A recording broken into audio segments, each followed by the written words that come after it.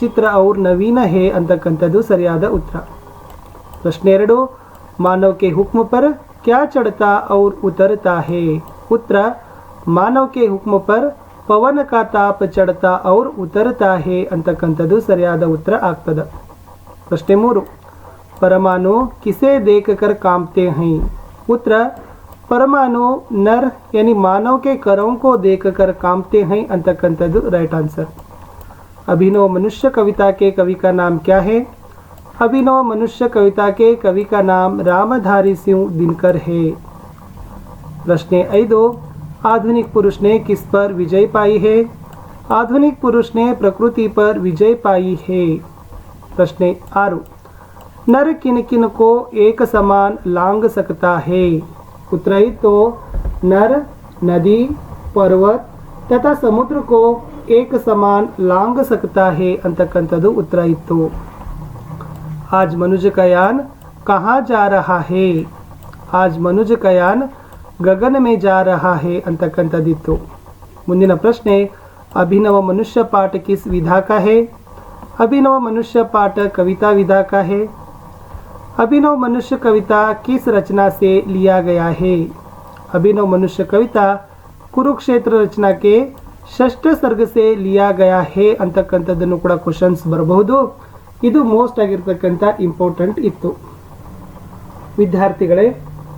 So ಈ ಪ್ರಶ್ನೆಗಳನ್ನು ತಾವು ಏನು ಮಾಡಬೇಕು, ತುಂಬ ಚೆನ್ನಾಗಿ ಅಧ್ಯಯನವನ್ನು ಮಾಡಿಕೊಳ್ಳಲೇಬೇಕು.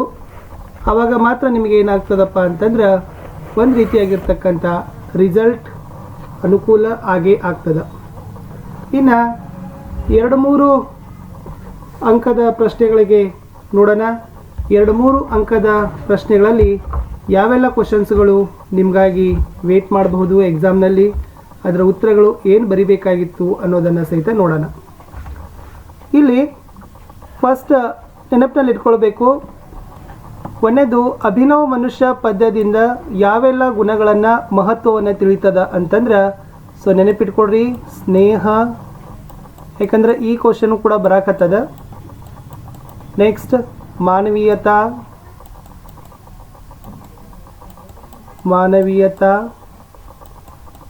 ನೆಕ್ಸ್ಟ್ ಇರ್ತಕ್ಕಂಥದ್ದು ಭಾಯಿಚಾರ ಅಂತ.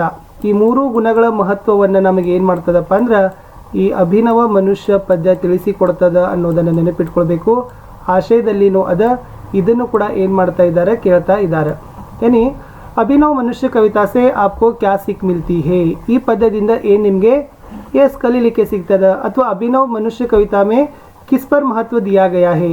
ಸೊ ಈ ಪದ್ಯದಲ್ಲಿ ಯಾವುದಕ್ಕೆ ಮಹತ್ವ ಕೊಟ್ಟಿದ್ದಾರೆ, ಸ್ನೇಹ, ಮಾನವೀಯತಾ, ಭಾಯ್ಚಾರ, ಈ 3 ಗುಣಗಳ ಮಹತ್ವಗಳನ್ನು ಇಂಪಾರ್ಟೆನ್ಸ್ಗಳನ್ನು ಏನು ಮಾಡಿದ್ದಾರೆ ನಮಗೆ ಎಸ್ ಅಭಿನವ ಮನುಷ್ಯ ಪದ್ಯದ ಆಶಯದಲ್ಲಿ ಇದೆ.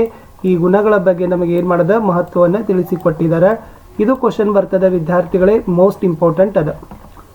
ಇನ್ನು ಪದ್ಯದಲ್ಲಿ 2 ಕ್ವಶನ್ಸ್ ಇದಾವೆ, 2ರಲ್ಲಿ 1 ಬರ್ತದೆ. ಇನ್ ಕೇಸ್ ಈಚೆಗೆ ಏನು ಮಾಡ್ತಾ ಇದ್ದಾರೆ ಅವರು ಎಸ್ ಭಾವಾರ್ಥವನ್ನು ಸಹಿತ ಬರೀಲಿಕ್ಕೆ ಕೊಡ್ತಾ ಇದ್ದಾರೆ. ಸ್ವಲ್ಪ ಭಾವಾರ್ಥವನ್ನು ಬರೀತಕ್ಕಂಥ ಪದ್ಧತಿ ಬೇರೆ ಆಗ್ತದೆ.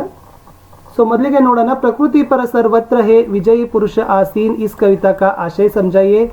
ಈ ಕ್ವಶನ್ ಹಿಂಗೂ ಕೇಳಿಕತ್ತಾರ, कवि अभिनव मनुष्य कविता में भौतिक साधना का वर्णन किस प्रकार किए हैं. ನೆನಪಿಟ್ಕೊಡ್ರಿ, ಭೌತಿಕ ಸಾಧನಾ का वर्णन ಅಂದ್ರೂ ಒಂದೇ, ಪ್ರಕೃತಿ ಪರ ಸರ್ವತ್ರ ಹೇ ವಿಜಯ ಪುರುಷ ಆಸೀನ್ ಅಂದ್ರೂ ಒಂದೇ. ಇದರ ಅರ್ಥ ಒಂದೇ ಬರೀತಕ್ಕಂಥದ್ದು. ಅಂದರೆ कवि का कहना है कि मनुष्य ने प्रकृति के सभी तत्वों पर विजय प्राप्त कर ली है. वे सभी मनुष्य के आदेश पर चल रहे हैं. पवन का ताप मनुष्य के करों से चढ़ और उतर रहा है. मनुष्य सरितगिरी और सिंधु को एक समान लांग सकता है ಅನ್ನೋದನ್ನು ಒಂದು 3 ಅಂಶಗಳನ್ನು 3 ಸಾಲುಗಳನ್ನು ಬರೆದ್ರೆ ಇದು ಏನಾಗ್ತದಪ್ಪ ಅಂದ್ರೆ ಉತ್ತರ ಕಂಪ್ಲೀಟ್ ಆಗ್ತದೆ. ಅಂದರೆ ಯಾವುದಿತ್ತದು, ಪ್ರಕೃತಿ ಪರ ಸರ್ವತ್ರ ಹೇ ವಿಜಯಿ ಪುರುಷ ಆಸೀನ್ ಅಥವಾ ಭೌತಿಕ ಸಾಧನಾ ಕಾ ವರ್ಣನ್ ಕೀಜಿಯೇ ಅಂತಕ್ಕಂಥ ಪ್ರಶ್ನೆ ಉತ್ತರ ಇದಿತ್ತು. ಖಂಡಿತವಾಗಿ 2 ಅಥವಾ 3 ಅಂಕಕ್ಕೆ ಈ ಪ್ರಶ್ನೆಗಳು ನಾವು ನಿರೀಕ್ಷೆಯನ್ನು ಪರೀಕ್ಷೆಯಲ್ಲಿ ಮಾಡ್ತೀವಿ. ಇನ್ನು ಇನ್ನೊಂದು ಪ್ರಶ್ನೆ ಇದೆ ವಿದ್ಯಾರ್ಥಿಗಳೇ, ದಿನಕರ್ ಜಿ ಕೆ ಅನುಸಾರ ಮಾನವ ಕಾ ಸಹಿ ಪರಿಚಯ ಕ್ಯಾ ಹೇ. ಸ್ವಲ್ಪ ಇದು ನೆನಪಿಟ್ಕೊಡ್ರಿ, ಮಾನವ ಕಾ ಸಹಿ ಪರಿಚಯ. ಯಾಕಂದ್ರೆ ಅವರು ಮೋಸ್ಟ್ ಇಂಪಾರ್ಟೆಂಟ್ ಆಗಿ ಈ ಪದ್ಯದ ಎಲ್ಲ ಒಂದು ಸಾರಾಂಶವನ್ನು ಇದೇ ಸಾಲುಗಳಲ್ಲಿ ಕೊಟ್ಟಿದ್ದಾರೆ. ಏನದ, प्रकृति पर विजय प्राप्त करना मनुष्य की साधना नहीं है. मानव मानव के बीच स्नेह का बांध बांधना मानव की सिद्धि है।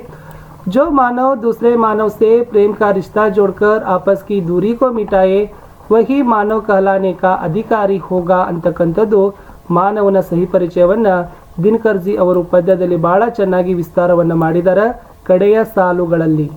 ಎಸ್, ಇನ್ನು ನಾನು ನಿಮಗೆ ಹೇಳಿದ್ದೆ ವಿದ್ಯಾರ್ಥಿಗಳೇ, ಪದ್ಯದ ಭಾವಾರ್ಥ ಹೇಗೆ ಬರಿಬೇಕು ಸರ್ ಅಂತ ಇದರದೊಂದು ಸ್ಕ್ರೀನ್ಶಾಟ್ ತಗೊಳ್ರಿ. ಸೊ ಪ್ರಿಪ್ರೇಷನ್ ಅನ್ನು ಮಾಡಿದರೆ ಸಾಕು, ಸ್ವಲ್ಪ ಭಾವಾರ್ಥ ಅಂದರೆ ಹೆಚ್ಚಿಗೆನೇ ಬರಿಬೇಕಾಗ್ತದೆ.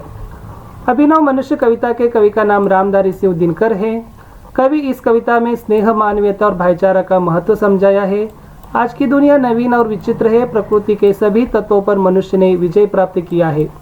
मनुष्य के हाथों में वारी विद्युत बाप बंधे हुए हैं। मानव के हुक्म पर पवन का ताप चढ़ और उतर रहा है।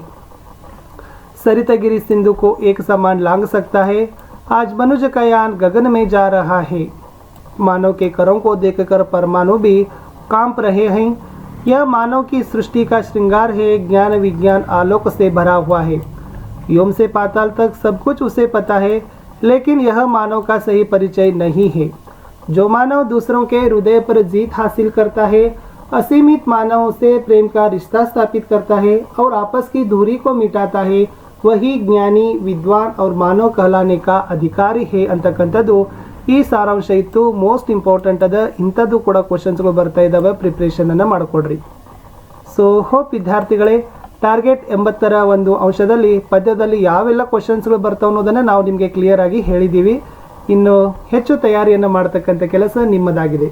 ವಿಡಿಯೋ ಲೈಕ್, ಶೇರ್ ಹಾಗೂ ಸಬ್ಸ್ಕ್ರೈಬ್ ಮಾಡಲು ಮರೆಯದಿರಿ. ಶಾರ್ಟ್ಲಿ ಸಿಗ್ತೀನಿ ಎಸ್ ಮೇರಾ ಬಚ್ಪನ್ ಪಾಠದ ಟಾರ್ಗೆಟ್ 80 ಕ್ವಶನ್ ಸೀರೀಸಲ್ಲಿ ಬೇರೆ ವಿಷಯದ ವಿಡಿಯೋಗಳನ್ನು ತಪ್ಪದೆ ನೋಡಿ. ಬಾಯ್.